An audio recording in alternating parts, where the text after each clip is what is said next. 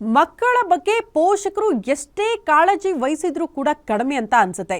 ಈಗ ನಾವು ತೋರಿಸ್ತಾ ಇರುವಂತಹ ಸುದ್ದಿಯನ್ನ ಮಿಸ್ ಮಾಡದೆ ಪ್ರತಿಯೊಬ್ಬ ಪೋಷಕರು ಕೂಡ ನೋಡಲೇಬೇಕು.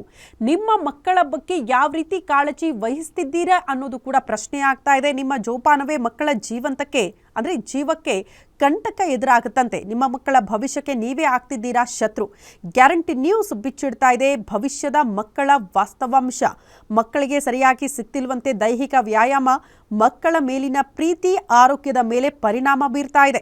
ಪೋಷಕರ ಮಕ್ಕಳ ಪ್ರೀತಿಗೆ ಪ್ರೈವೇಟ್ ಶಾಲಾ ಆಡಳಿತ ಮಂಡಳಿಗೆ ಕಿರಿಕಿರಿ ಆಗ್ತಾ ಇದೆಯಂತೆ. ಪೋಷಕರ ಅತಿ ಕಾಳಜಿ ಬಗ್ಗೆ ಶಾಲಾ ಆಡಳಿತ ಮಂಡಳಿಯವರು ಆತಂಕ ವ್ಯಕ್ತಪಡಿಸಿದ್ದಾರೆ. ಪ್ರಮುಖವಾಗಿ ಶೇಕಡಾ 1% ಕೂಡ ಮಕ್ಕಳಿಗೆ ಯಾವುದೇ ರೀತಿಯ ದೈಹಿಕ ವ್ಯಾಯಾಮಗಳು ಆಗ್ತಾ ಇಲ್ಲ. ಹೆಣ್ಣು ಮಕ್ಕಳಲ್ಲಿ ಹೆಚ್ಚಾಗಿ ಕಾಣಿಸ್ಕೊಳ್ತಾ ಇದೆಯಂತೆ ಲೋ ಬಿಪಿ. ಇದರಿಂದ ಬಿಸಿಲಲ್ಲಿ 10 ನಿಮಿಷಕ್ಕೂ ಕೂಡ ನಿಲ್ಲದಷ್ಟು ನಿಶಕ್ತಿ ಮಕ್ಕಳಲ್ಲಿ ನೋಡೋದಕ್ಕೆ ಸಿಗ್ತಾ ಇದೆ. ಮಕ್ಕಳಲ್ಲಿ ಕಡಿಮೆ ಆಗ್ತಾ ಇದೆಯಂತೆ ಸ್ಟಾಮಿನಾ ಪವರ್. ಮಕ್ಕಳಿಗೆ ಆಟದ ಸಮಯ ಕಡಿಮೆ ಆಗ್ತಾ ಇದೆ. ಹೆಚ್ಚೆಚ್ಚು ಮೊಬೈಲ್ ಟಿವಿ ಬಳಕೆ ಕಾಣೋದಕ್ಕೆ ಸಿಗ್ತಾ ಇದೆ.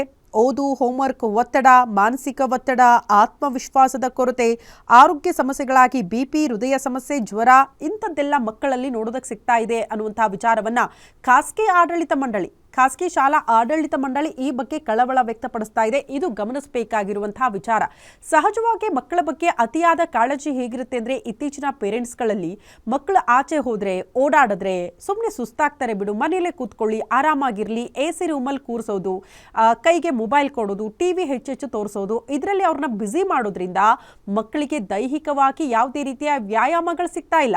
ಹಾಗಾಗಿ ಬೇರೆ ರೀತಿಯ ಆರೋಗ್ಯ ಸಮಸ್ಯೆಗಳು ಕೂಡ ಮಕ್ಕಳನ್ನ ಇನ್ನಿಲ್ಲದಂತೆ ಕಾಡ್ತಾ ಇದೆ. ಹಾಗಾಗಿ ನಿಮ್ಮ ಅತಿಯಾದ ಕಾಳಜಿ ಕೂಡ ಮಕ್ಕಳಿಗೆ ಅದು ಕೆಡಕಾಗಿ ಮಾರ್ಪಾಡಾಗ್ತಾ ಇದೆ ಅನ್ನುವಂತಹ ವಿಚಾರವನ್ನ ಖಾಸಗಿ ಶಾಲಾ ಆಡಳಿತ ಮಂಡಳಿ ಈ ವಿಚಾರವನ್ನ ಪ್ರಸ್ತಾಪ ಮಾಡಿದೆ.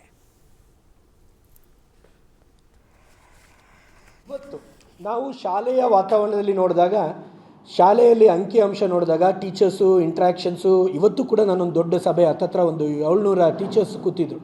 ಕೇಳಿದಾಗ ಮಕ್ಕಳ ದೈಹಿಕ ವ್ಯಾಯಾಮ ಬೆಳಗ್ಗೆ ಹೊತ್ತು ನಾಟ್ ಈವನ್ 1%, 2% ಸರ್. ಅಪ್ಪ ಅಮ್ಮಂಗೆ ಚಳಿ ಆದರೆ ಸ್ವೆಟ್ರ್ ಹೊಚ್ಚಿ ಅಥವಾ ಬೆಡ್ಶೀಟ್ ಹೊಚ್ಚಿ ಮಲಗಿಸುವಂಥ ಪರಿಸ್ಥಿತಿ ಬಂದಿದೆ. ನಂಬರ್ 1. ನಂಬರ್ 2, ಅತ್ಯಂತ ಇವತ್ತು ಪೇರೆಂಟ್ಸ್ ಎಷ್ಟು ಸೆನ್ಸಿಟೈಸ್ ಆಗಿದ್ದಾರೆ ಅಂದರೆ, ಮಕ್ಕಳಿಗೆ ಅಷ್ಟು ಮಗು ಫಿಸಿಕಲ್ ಎಜುಕೇಷನಿಗೆ ಹೋಗ್ತಾ ಇಲ್ಲ, ಆಟ ಆಡೋಕ್ಕೆ ಹೋಗ್ತಾ ಇಲ್ಲ, ಫಿಸಿಕಲ್ ಟ್ರೈನಿಂಗಿಗೆ ಹೋಗ್ತಾ ಇಲ್ಲ. ಏನು ಹೇಳ್ತಾರೆ ಅಂದರೆ, ನನಗೆ ಮೈಕೈ ನೋವು ಆಗಲ್ಲ. ಬಂದು ಪೇರೆಂಟು ರೈಟಿಂಗಲ್ಲಿ ಕೊಡ್ತಾರೆ, ನನ್ನ ಮಗುಗೆ ಮೈಕೈ ನೋವಂತೆ ಆಗಲ್ಲ, ಫ್ಯಾಟಿಗ್ಯೂ ಇದೆ.